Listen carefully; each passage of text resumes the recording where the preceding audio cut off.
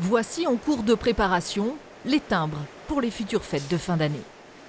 Les rotatives tournent à plein régime, car malgré la baisse d'envoi de courrier, les amateurs des timbres sont parallèlement de plus en plus nombreux. Il y a les timbres qui ont vocation d'affranchissement, sur lesquels des beaux visuels sont en général un message qu'on porte, donc c'est la façon de dire, de porter un message au travers du timbre. Et puis il y a un univers qui est toujours autour du timbre, mais qui est celui de la collection, qui lui est un marché qui se porte très bien, sur lequel on voit même une progression ces dernières années.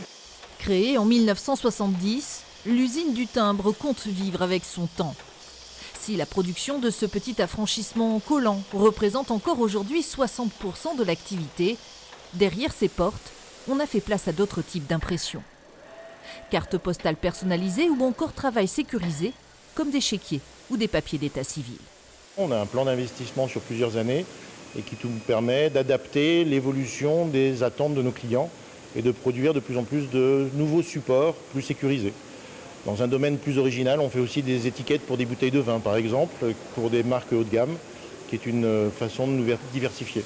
Alors, l'arrivée du digital poussera-t-elle ce petit bout de papier vers la sortie? Pas si sûr.